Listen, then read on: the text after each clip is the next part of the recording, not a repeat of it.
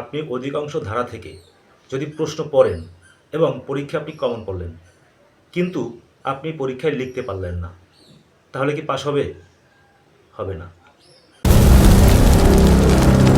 গত ভিডিওতে আমি বলেছিলাম যে দেওয়ানি কার্যবিধির ৫১টি আদেশ সব আপনার পড়ার প্রয়োজন নাই। তো আজকে বলবো যে দণ্ডবিধিতে আপনি কি করবেন। দণ্ডবিধিতে ৫১১টি ধারা আছে। এই ৫১১টি ধারা দিয়ে বাজারে যতগুলো বই আমরা দেখি বা বই পাওয়া যায়, দেখা যায় যে অধিকাংশ ধারা দিয়ে প্রশ্ন করা থাকে। তাহলে কি হয়, যে ওই প্রশ্ন থেকে পরীক্ষায় কিন্তু কমন পড়ে। এখন প্রশ্ন হচ্ছে যে আপনি অধিকাংশ ধারা থেকে যদি প্রশ্ন পড়েন এবং পরীক্ষায় আপনি কমন পড়লেন, কিন্তু আপনি পরীক্ষায় লিখতে পারলেন না, তাহলে কি পাস হবে? হবে না। তো সেক্ষেত্রে আমার পরামর্শ হচ্ছে যে অত বেশি ধারার প্রয়োজন নাই। তাহলে কি পড়বেন?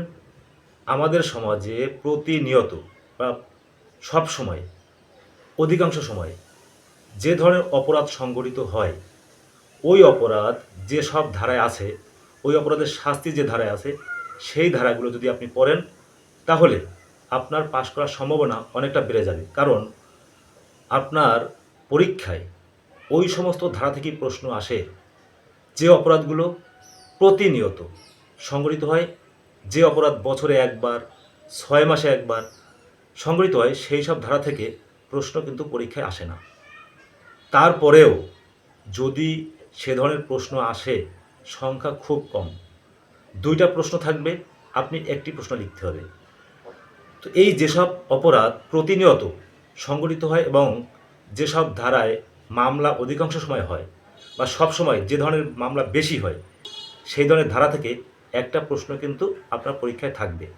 আর আপনার একটা প্রশ্ন লিখলেই আপনার পরীক্ষায় পাশ করা সম্ভব, বা একটাই লিখতে হয়। তো আজকে এ পর্যন্তই। ধন্যবাদ সকলকে। ভালো থাকুন, সুস্থ